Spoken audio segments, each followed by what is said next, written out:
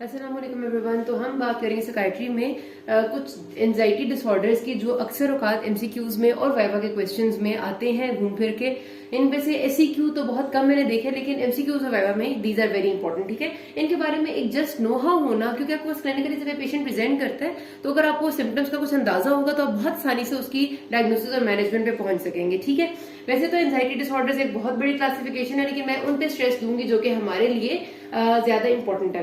So first of all anxiety क्या होती है? एंजाइटी आपको पता है बेचैनी, रेस्टलेसनेस, जनरली हम ये लफ्ज इस्तेमाल करते हैं। एंजाइटी हो जाना कि मुझे बेचैनी सी होगी, जो कि कई बार किसी खुशी के इवेंट के से पहले भी हो जाती है, और कई बार इंसान जब बहुत ज्यादा परेशान होता है किसी चीज के बारे में तो भी एंजाइटी एक्सपीरियंस कर सकते हैं। Anxiety and depression go hand by hand. ठीक है, तो सबसे पहले जो हमारे पास मोस्ट कॉमन प्रेजेंटेशन होती है वो है generalized anxiety disorder. Generalized anxiety disorder का मतलब ये होता है बेसिकली कि हर वक्त की, बस हर टाइम की बेचैनी रहना मरीज को। वो कहते हैं कि मुझे कोई भी वक्त नहीं है कि सुकून मिलता हो, जब देखो बेचैनी, जब देखो इरिटेबिलिटी।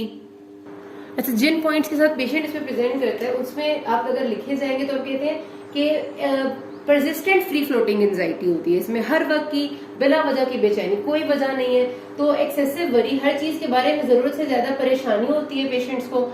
नर्वसनेस होती है। नर्वसनेस का मतलब ये है कि वो कहते हैं कि हम परेशान हैं, हम समझ नहीं आता कि कामों को किस तरह से करें। उसके अलावा जब आप इसके सोमैटिक सिम्टम्स की तरफ आएंगे तो मस्कुलर टेंशन भी बहुत ज्यादा होती है। मस्कुलर टेंशन या मस्कुलर डिस्प्लेसमेंट का मतलब है कि हमारे पट्टे खिंचे रहते हैं और आराम सुकून नहीं मिलता। उसके साथ साथ इरिटेबिलिटी और डेफिनेटली स्लीप भी डिस्टर्ब होती है। ठीक है, अगर पॉइंट्स की फॉर्म में लिखेंगे तो ये हो जाएगा स्लीप डिस्टर्बेंस।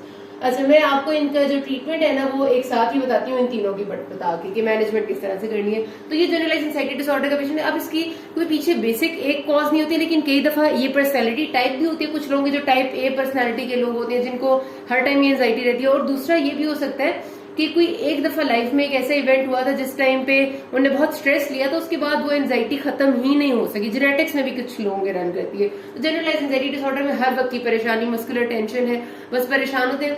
अब इसको हम डिफरेंशिएट करेंगे पैनिक डिसऑर्डर से। ठीक है, ये जनरलाइज्ड एंजाइटी था हर वक्त रहना, स्लीप डिस्टर्ब हो जाना, बेचैनी होती है, आराम कहीं नहीं लगता, किसी चीज में सुकून नहीं मिलता। ठीक है, अच्छा, अब पैनिक डिसऑर्डर इसके बरक्स क्या होता है? इसमें रिकरेंट लेकिन एपिसोडिक एंजाइटी आती है। ठीक है, जो जनरलाइज्ड एंजाइटी है उसमें हर वक्त है, इसमें रिकरेंट है, यानी कि बार बार वो एपिसोड आ सकती है, हर कुछ टाइम बाद आ सकती है। कुछ लोगों में हर रोज एक दफा आती है, कुछ लोगों में हर रोज 2 दफा, कुछ लोगों में दिन में 10 दफा, और कुछ लोगों में महीने में 2 दफा, इस तरह। तो रिकरेंट एपिसोडिक एंजाइटी जो कि एपिसोडिक एंजाइटी है, बट एक सवेयर फॉर्म में आती है। किस तरह से कि आपका पेशेंट अचानक से, सोमैटिक सिम्टम्स इसमें बहुत ज्यादा होते हैं कि पेशेंट कहेगा कि मुझे ऐसा होता है कि अचानक से एकदम सांस फूलना शुरू होता है, फिर मेरा ऐसा लगता है सांस बंद हो जाएगा, तो मैंने जाके, मुझे दिल में दर्द शुरू हो जाता है और मैं फौरन बाहर की तरफ भागती हूँ, और फिर जाके जो है ना मेरा कहीं पर कुछ देर बाद आहिस्ता आहिस्ता लंबे लंबे सांस लेती हूँ तो परेशानी ठीक होती है। कई दफा पैनिक डिसऑर्डर्स के पेशेंट जो है वो सबसे पहले, क्योंकि उनको पेन हो रहा होता है चेस्ट में, वो इसके साथ रेफर करते हैं, ये सोमैटिक सिम्टम होता है, तो वो अपने लाजमी तौर पे आपके पास आएंगे जब, तो उससे पहले ईसीजी करा चुके होंगे, अपना कार्डिक इवैल्यूएशन करा चुके होंगे, क्योंकि उनको ये होता है कि कहीं हमें हार्ट अटैक इस किस्म की कोई इम्पेंडिंग चीज तो नहीं है। उनको इतनी सवेर एपिसोड आती है कि वो सारी चीजें एक्सपीरियंस करते हैं। ठीक है, रिकरेंट अनप्रेडिक्टेबल एपिसोड ऑफ सवेर एक्यूट एंजाइटी, इसमें पूरा उसी तरह से अचानक से एपिसोड आती है। मैंने आपको बताया कि बेचैनी होती है, रेस्टलेसनेस होती है, फिर सांस फूलने लगता है, फिर दर्द शुरू हो जाता है। तो आखिरकार क्या होता है? एग्जिट फ्रॉम सिचुएशन, एक पहले क्रिसेंडो ऑफ एंजाइटी आता है और उसके बाद पेशेंट उससे एग्जिट फ्रॉम सिचुएशन हो जाता है, उस जगह को छोड़ देता है। मैंने कहा बाहर भाग जाते हैं, कहीं और चले जाते हैं, जगह बदल लेते हैं, तब जाके उनकी ये एपिसोड ऑफ एंजाइटी खत्म होती है, जो पैनिक अटैक आया होता है। इसमें मैंने आपको बताया कि सोमैटिक सिम्टम्स की बहुत ज्यादा इन्वॉल्वमेंट है, और जब ये सिम्टम आया होता है तो आपको बहुत सारे पेशेंट से बताएंगे कि we have a fear of dying, ऐसा लगता है कि मैं मर जाऊंगा। ठीक है, इस दफा तो ये अटैक आएगा तो मुझे लगता है कि मेरी जान निकल जाएगी, ये बहुत ज्यादा पेशेंट्स कहते हैं, जबकि जनरलाइज एंजाइटी वाले ऐसा नहीं कहते। पैनिक अटैक ऐसा होता है, तो ये पैनिक अटैक्स होते हैं, ये भी आपके उसी सेम मेथड के थ्रू ट्रीट होते हैं जैसे आपकी जनरलाइज एंजाइटी होती है। फिर हमारे पास आता है बीच में फोबिक एंजाइटी डिसऑर्डर, इन दोनों का आई गेस तो आपको मतलब समझ आ गया। Phobic anxiety disorder simple phobias जिनको हम आम अल्फाज में कहते हैं। लोग कहते हैं कि हमें किसी चीज से फोबिया, कोई कहते हैं मुझे पानी से फोबिया, कोई कहते हैं मुझे हाइट से फोबिया, कोई कहते हैं मुझे सोशल क्राउडिंग से फोबिया है। तो जो फोबिया होता है बेसिकली दिल में बैठा हुआ एक डर होता है, और वो डर बेसिकली एक एंजाइटी होती है कि जो उस चीज का ख्याल करके भी बंदे को वही चीज फील होने लग जाती है। फॉर एग्जाम्पल, जो बंदा कहेगा मुझे हाइट से बहुत सिवियर फोबिया है, उसको क्या होगा कि जब वो ये सोचेगा भी ना कि मैं हाइट वाली किसी बहुत ऊंची जगह पर जा रहा हूं, तो वो नहीं भी जाएगा, तो ये सोच ही उसको इतनी एंजाइटी पैदा कर देती है कि उसको पसीने आने लग जाते हैं, ठंडे पसीने, शायद बॉडी शिवरिंग शुरू हो जाए और बेचैनी एकदम से आ जाए। तो सोमैटिक सिम्टम्स एक्सपीरियंस हो जाते हैं before even that situation occurs. ये फोबिया की अच्छी एग्जाम्पल होती है, ठीक है। तो इसके लिए जो फोबिया के लिए बहुत जरूरी चीज है वो है स्पेसिफिक एक्सटर्नल स्टिमुलस। मैंने बताया ना, किसी को हाइट से, किसी को पानी से, किसी को लोगों से, किसी को क्राउडिंग से, स्पेसिफिक एक्सटर्नल स्टिमुलस इसमें लाजमी होता है। और उसका रिजल्ट क्या होता है कि पेशेंट उस स्टिमुलस को अवॉइड करता है। हाइट वाले लोग हाइट पे नहीं जाते, जिनको पानी से होता है वो पानी के करीब नहीं जाते, क्राउड वाले लोग उस चीज को अवॉइड करते हैं। तो इसका की फैक्टर हमेशा अवॉइडेंस है, ठीक है। पैनिक अटैक, जो पैनिक डिसऑर्डर है, पैनिक अटैक है, उसका की फैक्टर है एग्जिटिंग फ्रॉम द सिचुएशन, यानी ऐसे करके वो खुद को रिलीफ समझ लेते हैं कि वहां से चले जाते हैं। फोबिक का है अवॉइडेंस, ये लोग उस जगह जाने को जिससे उनको फोबिया अवॉइड करते हैं, ठीक है जी। और मैंने आपको बता दी, इसमें याद रखना कि एंटीसिपेटरी एंजाइटी बहुत ज्यादा होती है, सोच के पहले से ही एंजाइटी होने लग जाती है। फोबिया में ना भी जाएंगे तो भी एंजाइटी हो जाएगी।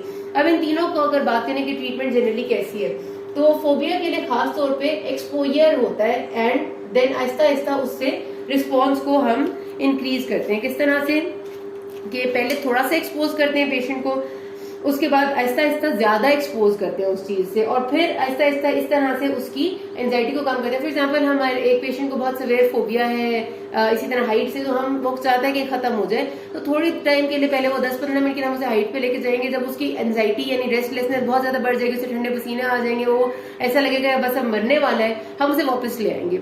फिर आहिस्ता आहिस्ता उसका एक्सपोजर टाइम इंक्रीज करेंगे, ठीक है।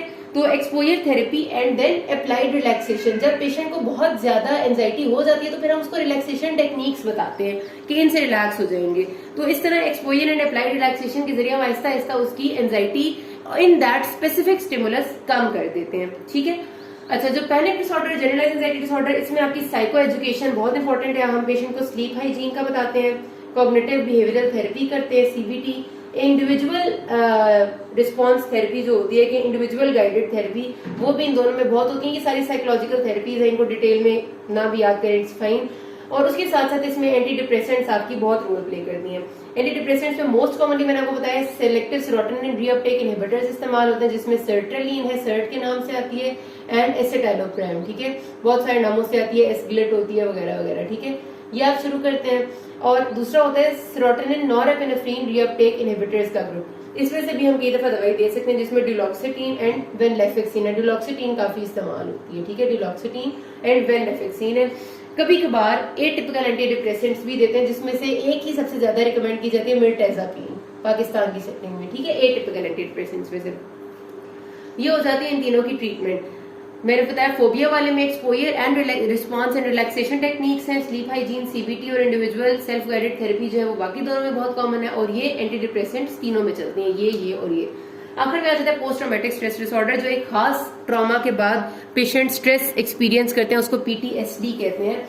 इनकी जिंदगी में एक टाइम पे एक बहुत सिवियर ट्रॉमेटिक इवेंट गुजरा होता है, जैसे कि किसी की बहुत मेजर डेथ हो जाना, मतलब जवानी, अभी छोटे बच्चे हैं यानी मिडिल एज है, अपनी माँ की या बाप की, और वो भी एक बहुत ट्रॉमा के साथ, या फिर जिन लोगों ने जलजला देखा होता है और कई लोगों की पूरे खानदानों की डेथ देखी होती है, या फिर जब जैसे सेपरेशन हुई थी उस टाइम पे खानदानों के खानदान उजाड़ दिए गए थे, एक आध बंदा बचा था, और जो बचा था उसने पीटीएसडी एक्सपीरियंस किया था, पोस्ट ट्रॉमेटिक स्ट्रेस डिसऑर्डर। इसमें होता ही है कि पेशेंट को उस ट्रॉमेटिक इवेंट का बार बार ख्याल आता है और वो वही वाली फीलिंग री एक्सपीरियंस करता है, दोबारा महसूस करता है जो उस वक्त उसने की थी, जिसकी वजह से वो शदीद एंजाइटी का शिकार हो जाता है, परेशान हो जाता है, ठंडे पसीने आ जाते हैं, बेचैन हो जाते हैं, और ये ख्याल उसको बार बार तंग करता है। हालांकि वो उस वक्त वो इवेंट गुजर चुका है, उसके सब कुछ गुजर चुका है, लेकिन वो जो उस वक्त उसने फील किया था वो चीज बार बार उसे तंग करती है और वही चीज फील होती है। इसको हम कहते हैं पोस्ट ट्रॉमेटिक स्ट्रेस डिसऑर्डर। इसके आपने 4 जो मेजर सिम्टम्स हैं उनको याद रखना है, वो हम हार्ड कहते हैं, HARD, ठीक है। हार्ड में H stands for hyper arousal, यानी कि हाइपर अराउजल का मतलब है कि heightened experience, heightened persistently heightened perception of that event. बार बार आपको उसी इवेंट की बहुत ज्यादा परसेप्शन आती है, बहुत ज्यादा से फील करते हैं, उसको हाइपर अराउजल कहते हैं। ए से होता है आप क्या करते हैं, कोशिश करते हैं उसको अवॉइड करने की, अवॉइडेंस ऑफ द सिचुएशन। कोई भी ऐसे काम को आप अवॉइड करने लग जाते हैं जिससे आपको वो वाला इवेंट याद आए, अवॉइडेंस ऑफ द सिचुएशन। फिर R stands for re experiencing, उसके बावजूद भी आप उसको री एक्सपीरियंस करते हैं, उसी चीज को महसूस करते हैं। और डी स्टैंड्स फॉर डिस्ट्रेस, कि आपको उसकी वजह से फिजिकल और मेंटल डिस्ट्रेस फील होते हैं। तो ये पीटीएसडी होता है। पीटीएसडी के मैनेजमेंट में बहुत स्पेसिफिक किस्म की कॉग्निटिव बिहेवियरल थेरेपी बहुत रोल प्ले करती है, जिसको हम कहते हैं ट्रॉमा सेंटर्ड सीबीटी। ये जरूर लिखना है आपने कि जो ट्रॉमेटिक इवेंट होता है उसके हिसाब से हम पेशेंट की बिहेवियरल थेरेपी करते हैं। उसके अलावा उसको जाहिर है स्लीप हाइजीन के बारे में बताते हैं। एक और इसमें थेरेपी साइकोलॉजी वाले इस्तेमाल करते हैं, उसको हम कहते हैं आई मूवमेंट डिसेंसिटाइजेशन। ठीक है, ये भी याद कर लेना। और एंड में जो रोल प्ले करती हैं हमारी ड्रग्स, उसमें यही दो ग्रुप्स हैं, एसएसआरआई में सर्ट्रेलिन, एसिटाइलोप्रेम, और एसएनआरआई में डिलॉक्सिडिन एंड वेनलेफिक्सिन। बहुत ज्यादा किसी को और नहीं ठीक हो रहा तो हम लो डोज एंटीसाइकोटिक और लेंजापीन ऐड कर देते हैं। ठीक हो गया, यहाँ पर बात खत्म होती है। किसी को कोई मसला हो can ask me. Thank you.